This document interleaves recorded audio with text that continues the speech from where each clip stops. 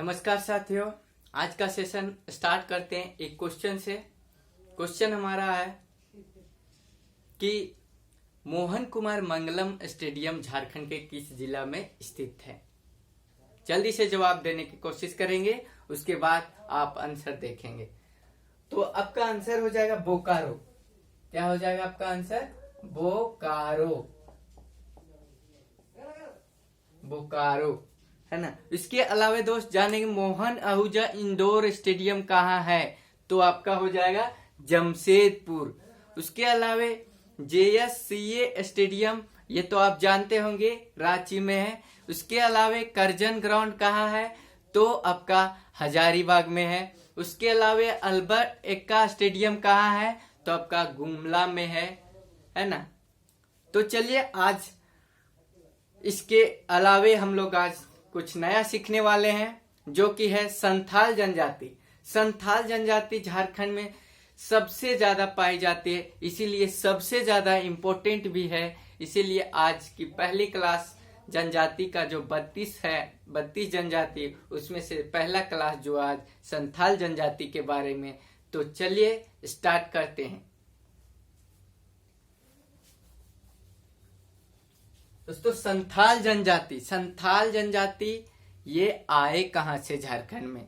संथाल जनजाति ये हमारा भारत के उत्तरी पूर्वी हिस्से, मेनली वेस्ट बंगाल साइड से आकर झारखंड के संथाल परगना इलाके में बस गए, है ना। उसका जो मेन इलाका है वो राजमहल के वहां क्या बोला जाता है, उसको दामिन एको, है ना। संथाल जनजाति लोगों का निवास स्थल उनको दामिन एको, जो किसका कहाँ पे है, तो सबसे पहले हम लोग देखते हैं। तो आगमन हुआ ये वेस्ट बंगाल से। दोस्तों ये जब आगमन हुआ था संथाल जनजातियों का, उससे पहले वेस्ट बंगाल में इसको साओतोर कहा जाता था। साओतोर,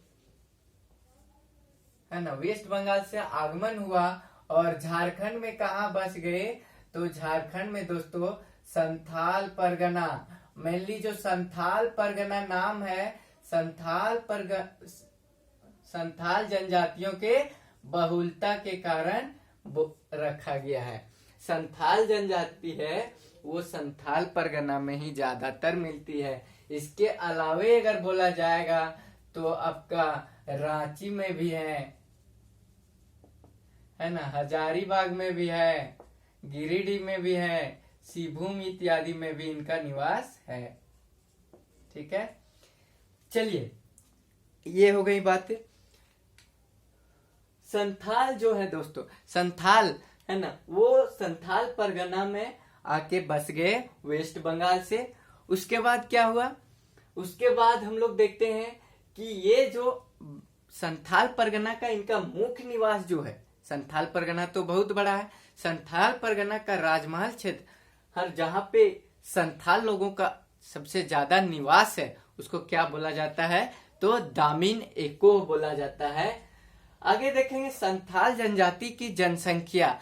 तो संथाल जनजाति की जनसंख्या दोस्तों, संथाल जनजाति जो है वो भारत में तीसरे नंबर की सबसे बड़ी जनजाति है। याद रखिएगा, क्वेश्चन पूछेगा तो एक बार में आप जवाब देंगे कि संथाल जनजाति भारत की तीसरी सबसे बड़ी जनजाति है। लेकिन झारखंड में पूछ देगा तो संथाल जनजाति 1 नंबर की जनजाति है। मतलब सबसे बड़ी जनजाति झारखंड की कौन सी है, तो संथाल जनजाति। संथाल जनजाति जो है दोस्तों, झारखंड में जनजातियों में सबसे ज्यादा परसेंटेज जो है वो संथाल जनजाति का है।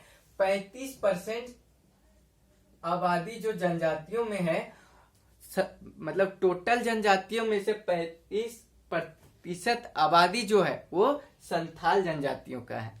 चलिए उसके बाद हम लोग देखेंगे प्रजाति, है ना।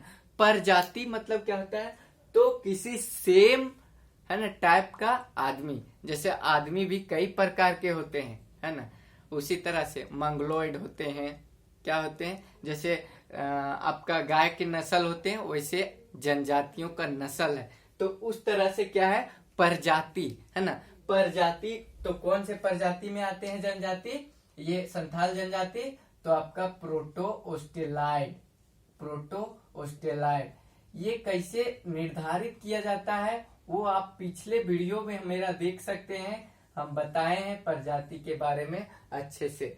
चलिए, उसके बाद प्रजातीय दृष्टि से संथाल किस में आते हैं, तो प्रोटो ऑस्ट्रेलाइड में। भाषाई दृष्टि से किस में आते हैं, तो एस्ट्रो एशियाटिक में, है ना, एस्ट्रो एशियाटिक में।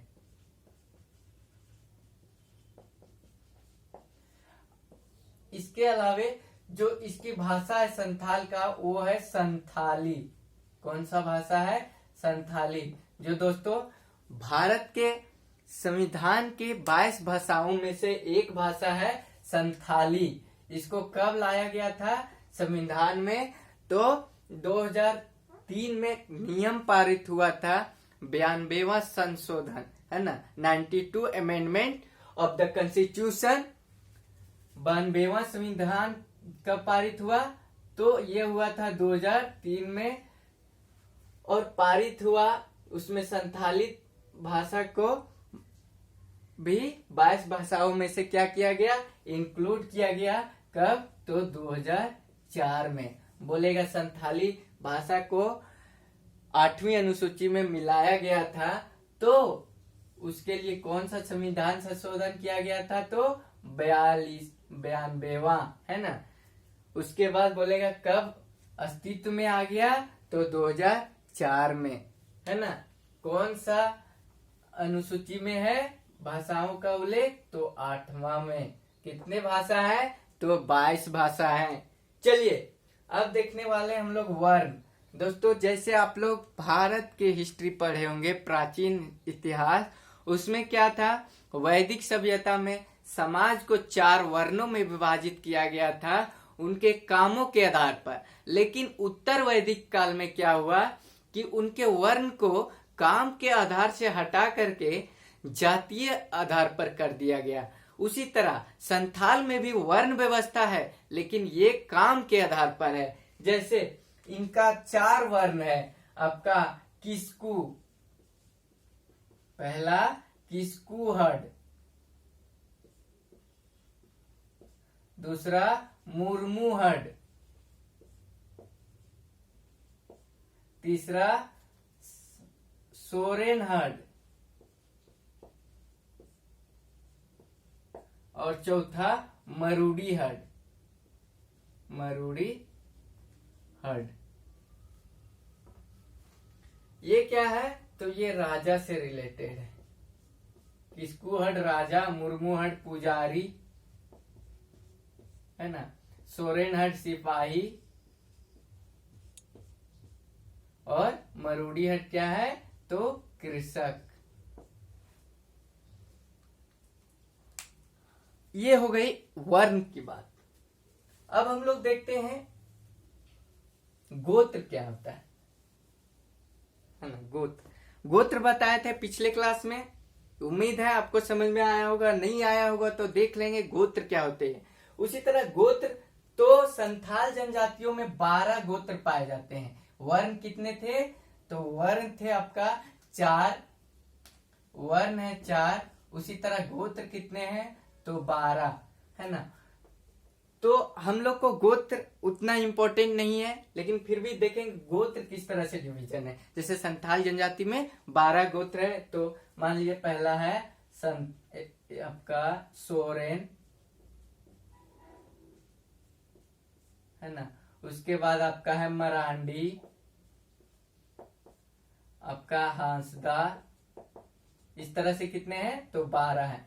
सोरेन, है ना। अब इसमें कुछ टोटम चिन्ह होते हैं, मतलब सोरेन के लोग जो टोटम मानेंगे, वो टोटम को क्या करेंगे, ना ही उस टोटम को नुकसान पहुंचाएंगे, ना ही उसका शिकार करेंगे। जैसे सोरेन का जो टोटम है दोस्तों, वो है पक्षी, है ना।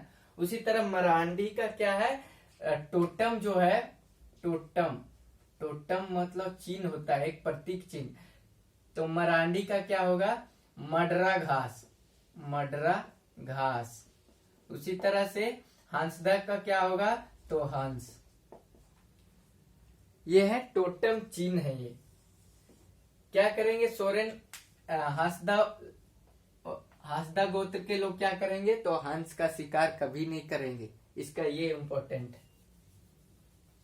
अब हम लोग देखने वाले हैं दोस्तों विवाह के बारे में। विवाह, संथाल में विवाह कितने प्रकार के होते हैं। तो संथाल जनजाति में जो मेनली विवाह है, सबसे ज्यादा फेमस विवाह है, वो क्या है, किरिंग बापला। किरिंग बापला में क्या होता है, तो किरिंग बापला में माता पिता की मर्जी से शादी होता है और इसके लिए क्या करता है, एक हम लोग बोलते हैं ना किसी माध्यम से, है ना, एक अगुआ होता है जो किसी शादी को सेट करवाता है। उसके बाद माता पिता की राजी से ये विवाह होता है, जो सबसे, है ना, क्या प्रचलित विवाह है, किरिंग बापला। किरिंग बापला।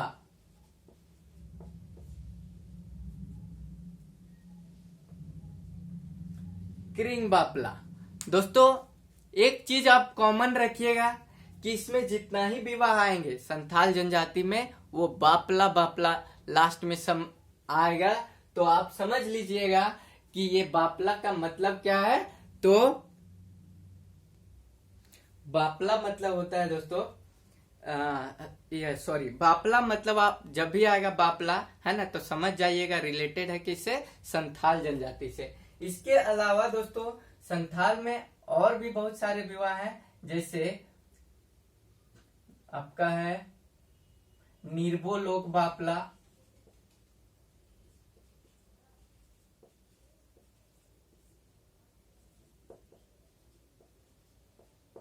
टुनकी दिपिल बापला, है ना। तो ये तो हो गया आपका, क्या होगा, माँ पिताजी के मर्जी से होगा।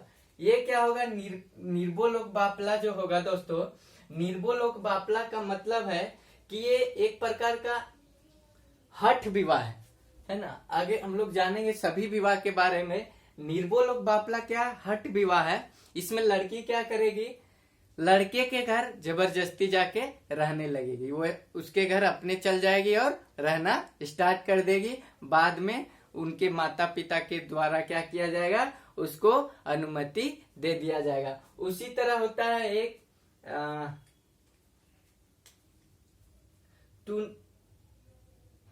दिपिल बापला, है ना, दिपिल बापला, किरिंग जवाई बापला,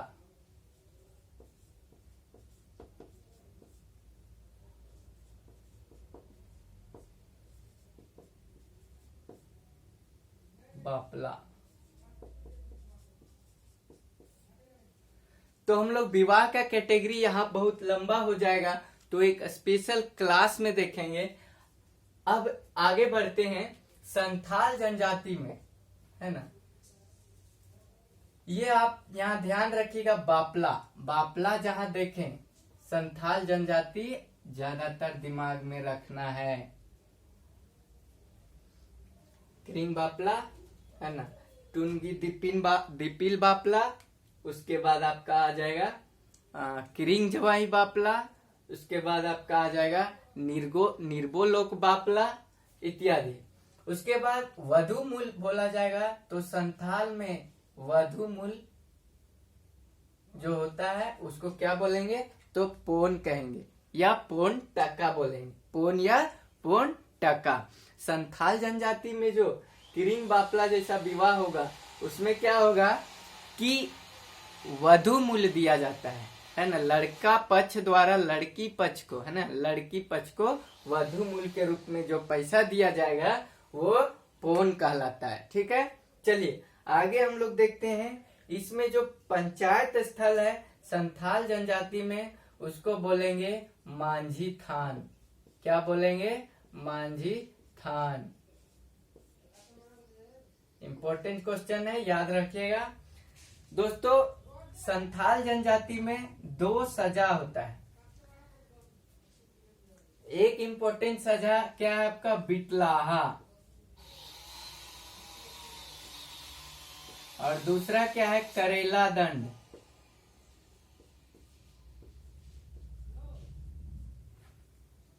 करेला दंड। बिटलाहा, बिटलाहा क्या है, बिटलाहा ये एक प्रकार का सामाजिक बहिष्कार है। इसका मतलब कि अगर कोई व्यक्ति है ना समगोत्रीय विवाह कर लेता है, जो कि वर्जित होता है संथाल जनजाति में। क्यों वर्जित होता है पिछले क्लास में बताए थे। तो अगर गोत्रीय विवाह कर लिया या फिर यौन शोषण का दोषी पाया गया हो तो कौन सा मिलेगा सजा, विटलाहा। इसमें क्या किया जाता है, उसको समाज से बहिष्कार कर दिया जाता है। फिर उसको अगर भोज भात दे दिया है ना, एक नियम है, उससे वापस लाने के लिए क्या करना होगा, जिस व्यक्ति को विटलाहा के सजा दिया गया है उसको अपने समाज को भोज भात देना पड़ता है। उसी तरह करेला दंड क्या है, तो करेला दंड ये एक निम्न प्रकार का सजा है। इसमें क्या होता है, दोषी व्यक्ति को 5 रुपया से लेकर 150 रुपया का आर्थिक दंड दिया जाता है। ठीक है, चलिए आगे हम लोग देखेंगे त्योहार। संथाल जनजाति का जो त्योहार है वो मेनली कौन कौन से हैं। तो संथाल जनजाति में सबसे पहले तो जनजातियों का जो सबसे बड़ा त्योहार सरहुल पर्व, तो उसको देखते हैं। तो सरहुल पर्व को ही संथाल जनजाति में बा पर्व के नाम से जाना जाता है। कौन सा पर्व के नाम से जाना जाता है, तो बा पर्व के नाम से जाना जाता है। उसके बाद आपका दूसरा एक हो गया कर्मा। उसके बाद हो गया आपका सोहराई, है ना, कर्मा सोहराई।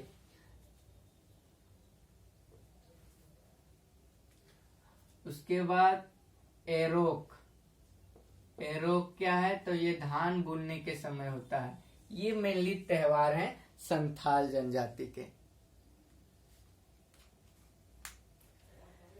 आगे हम लोग देखते हैं चित्रकारी। तो दोस्तों एक चित्रकारी फेमस है, कोम्ब कट चित्रकारी, है ना, कंघी वाला, ऐसे ऐसे, है ना। तो इसको ये किसमें फेमस है, संथाल जनजाति में, कोम्ब कट चित्रकारी, कोम्ब कट। इसके अलावा क्या है, तो संथाल जनजाति लोग क्या है ना, इस चित्रकारी में फेमस है। जो किस तरह का चित्रकारी करते हैं, कोम्ब कट का चित्रकारी फेमस है किसमें, संथाल जनजाति में। आगे हम लोग देखेंगे भोजन, ये लोग क्या करते हैं। तो भोजन दोस्तों संथाल जनजाति में जनरली जो है वो चावल होता है। ठीक है, इसके अलावे जो है संथाल जनजाति हम ही लोग के जैसे भोजन करते हैं, लेकिन एक फेमस चीज है संथाल जनजाति में, ये लोग चावल से बने हड़िया का क्या करते हैं, पेय पदार्थ के रूप में यूज करते हैं। हड़िया का इन लोगों में एक अलग ही महत्व है। ये लोग हड़िया का तपान अपने देवताओं को भी करते हैं। ठीक है, मतलब चढ़ावा करते हैं। आगे हम लोग देखने वाले हैं दोस्तों संथाल जनजाति के मुख्य देवताओं के बारे में। तो संथाल जनजाति के जो मुख्य देवता हैं वो है सिंह बोंगा। इसके अलावे संथाल जनजाति के जो पहाड़ देवता हैं उसे क्या बोला जाता है, मरांग बुरु। उसके अलावे जाहेरेरा, है ना, जाहेरेरा। उसके अलावे क्या बोला जाता है, ओड़ाक बोंगा। गृह देवता को क्या बोलेंगे, ओड़ाक बोंगा। ये हो गए 4, है ना। तो फेमस देवता संथाल के जान गए। दंड भी हो गया हमारा। अब हम लोग दोस्तों आज देखने वाले हैं संथाल जनजाति के बारे में। क्या देखेंगे, उनके प्रशासनिक व्यवस्था को देखेंगे, जो एग्जाम के दृष्टि से बहुत ही इंपॉर्टेंट है। तो चलिए स्टार्ट करते हैं। उसके पहले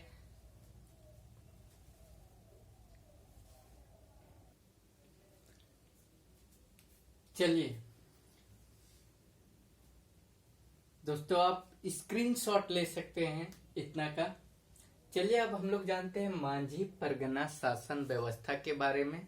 तो ये किसका शासन व्यवस्था है, तो संथाल जनजातियों का शासन व्यवस्था है। संथाल जनजातियों का एक पारंपरिक शासन व्यवस्था जो पहले से चली आ रही है उसको क्या बोलते हैं हम लोग, मांझी परगना शासन व्यवस्था। मांझी परगना शासन व्यवस्था को जो है यूल रूल के तहत क्या किया गया है, कानूनी मान्यता भी दिया गया है ना। मांझी परगना शासन व्यवस्था में कौन कौन से मामले जा सकते हैं?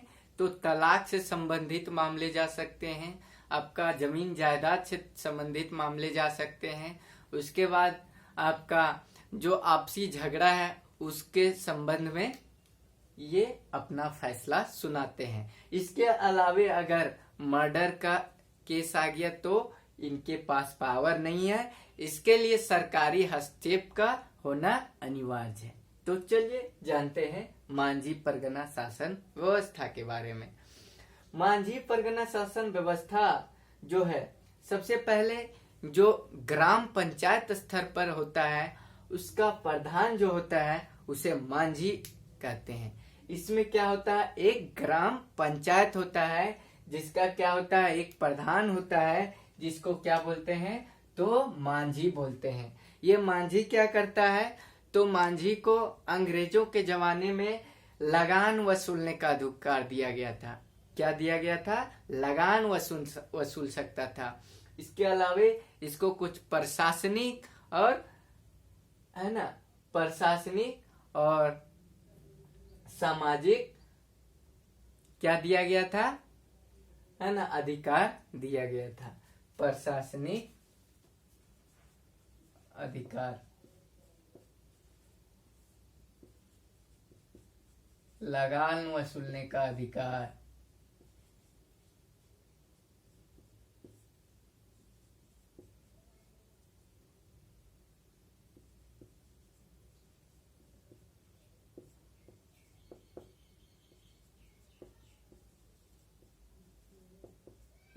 तो सबसे पहले मांझी परगना शासन व्यवस्था का जो पहला पद है वो है मांझी।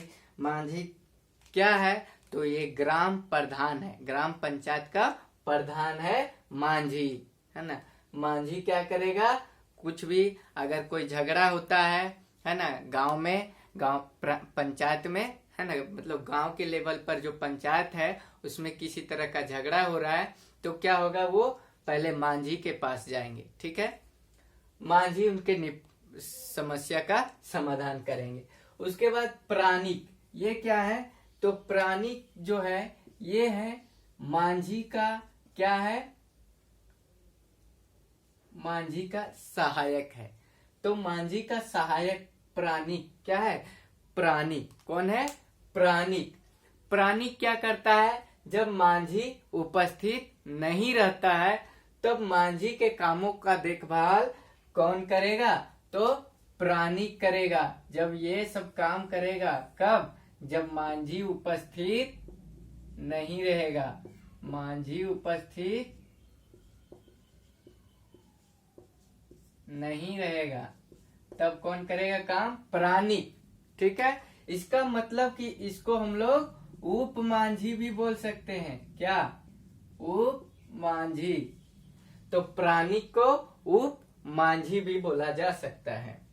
उसके अलावे देखते हैं जोग मांझी क्या है। दोस्तों जोग मांझी क्या है, तो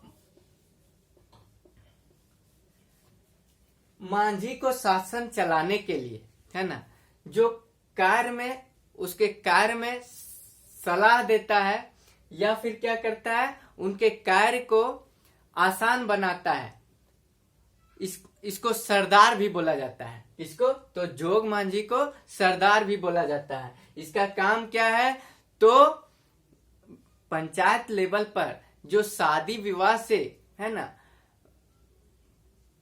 उत्पन्न मामले होते हैं, है ना, शादी विवाह से कोई मामला है, विवाद है, तो उसका निपटारा कौन करेंगे, जोग मांझी, है ना। इसको क्या बोला जाएगा, सरदार बोला जाता है। क्या बोला जाता है, सरदार, है ना। तो जोग मांझी का काम समझ में आ गया।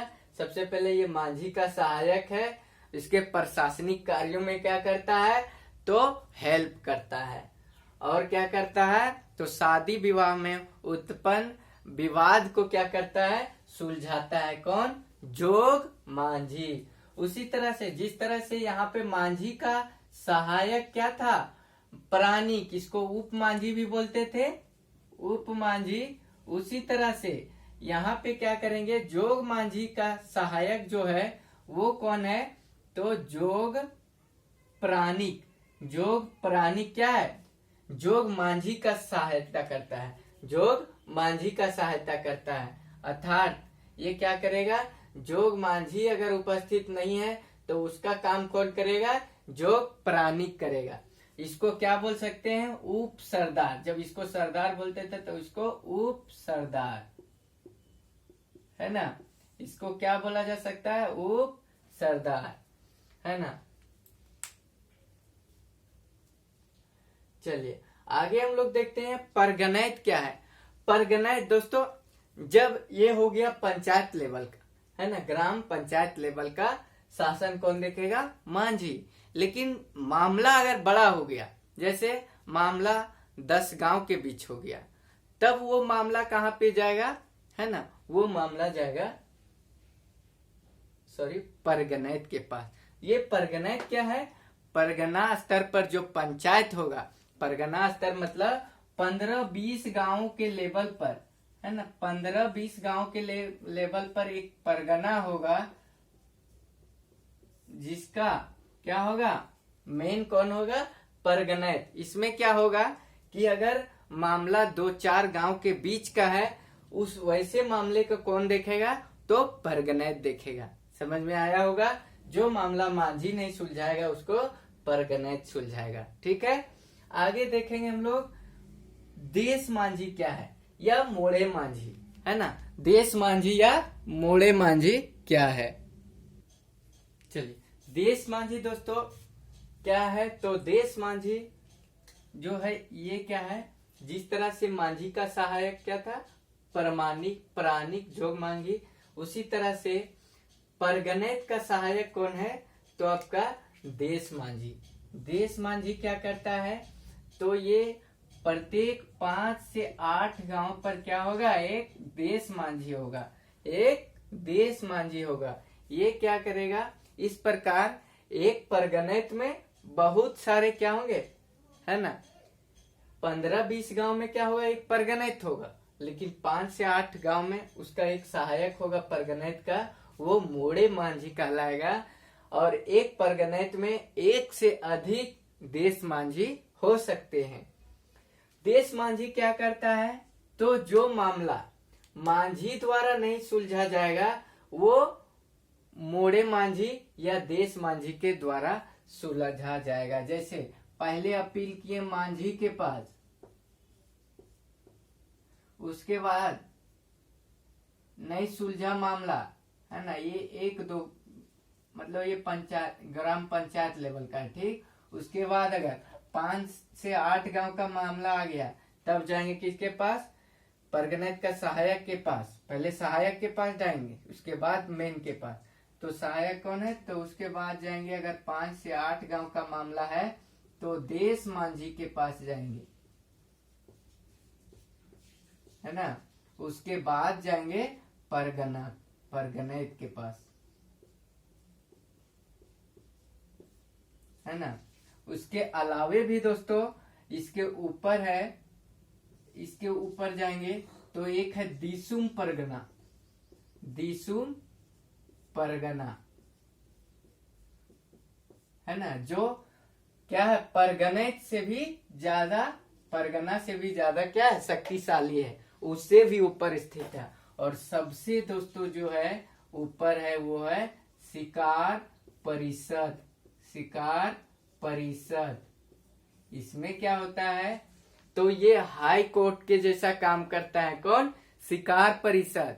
अगर आपका कोई मांझी या परगनैत आपके खिलाफ फैसला सही नहीं सुनाया है तो आप शिकार परिषद में जाके इसका अपील कर सकते हैं। एक तरह से दोस्तों ये क्या है, हाई कोर्ट है, क्या है, हाई कोर्ट, है ना। तो सबसे पहले कोई मामला आएगा तो किसके पास जाएंगे, मांझी। उसके बाद देश मांझी जो 5 या 8 गांव का क्या है, प्रधान है। उसके बाद परगनैत के पास जाएंगे जो 15 से 20 गांव का। उसके ऊपर दिसुम परगना, लेकिन दिसुम परगना हर जगह नहीं पाया जाता है ना। उसके ऊपर है शिकार परिषद, जो शिकार परिषद है वो सबसे ज्यादा पावरफुल है ना। तो अभी बताएं, है ना, ये आपका सहायक है, परगणित का सहायक है देशमान जी। अब दोस्तों परगणित से भी बड़ा क्या है, दिसुम परगना, अभी बताए, है ना। दिसुम परगना ये उतना इम्पोर्टेंट नहीं है, ये सभी जगह पाए नहीं जाते हैं। दोस्तों एक पद है भगदो प्रजा। ये भगदो प्रजा क्या है, तो भगदो प्रजा का मतलब होता है दोस्तों गांव के जो वृद्ध व्यक्ति लोग होते हैं, है ना, जो सम्मानित व्यक्ति होते हैं, उनको किसी मांझी जो है किसी फैसले में उनकी जो है राय मशवरा लेगा, उसी को बोलते हैं भगदो प्रजा। गांव के वरिष्ठ नागरिक लोग को बोलेंगे।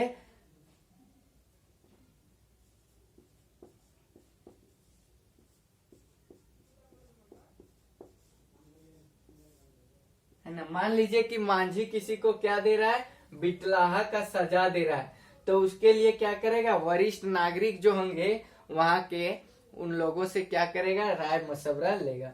लासिर टंगाए क्या होता है दोस्तों, तो लासिर टंगाए मतलब है यहाँ पे प्रहरी का काम करते हैं। ये क्या करते हैं, तो बाहरी आक्रमण से अपने गांव को क्या करते हैं, सुरक्षा देते हैं, प्रहरी का काम करते हैं, है ना, प्रहरी का काम करते हैं। लासिर टंगाए, लासिर टंगाए, शायद नीचे नहीं दिख रहा होगा, तो आप इतना स्क्रीनशॉट ले लें, उसके बाद हम आगे बढ़ते हैं।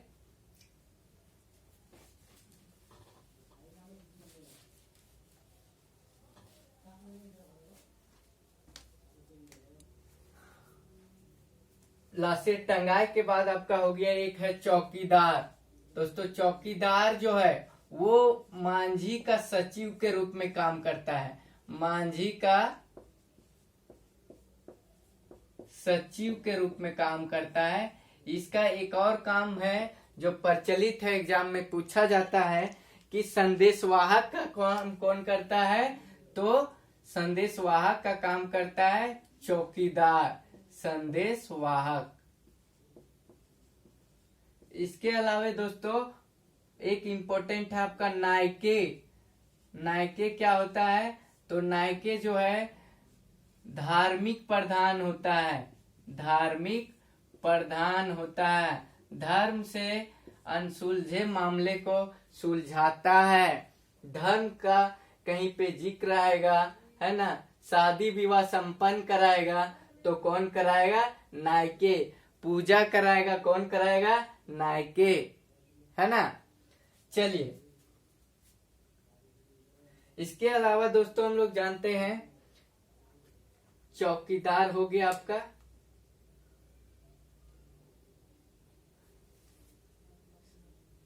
सॉरी दोस्तों, ये चौकीदार में आपका मांझी का सचिव है। ये क्या करता है, ये किसी व्यक्ति को गिरफ्तार करता है ना, किसी व्यक्ति को क्या करता है, पुलिस का काम करता है ये, है ना, गिरफ्तार करके लाने का काम करता है। लेकिन ये जो भी संदेशवाहक बोले थे ये घोड़ायत करता है, ये जो है सचिव होता है, सचिव होता है। ये करता है क्या, संदेश पहुंचाता है और संदेश लाता है। क्या करता है, संदेश लाता है और संदेश पहुंचाता है।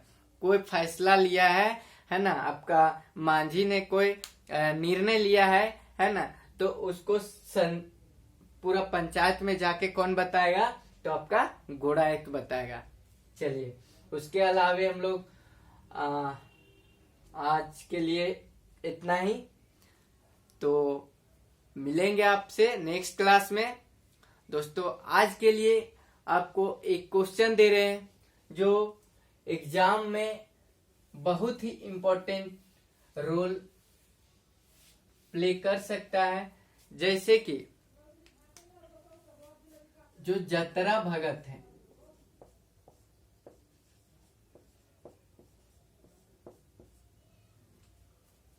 जतरा भगत का जन्म कहाँ हुआ था।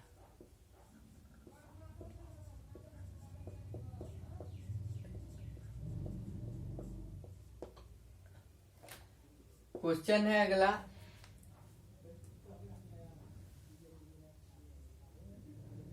बिरसा मुंडा।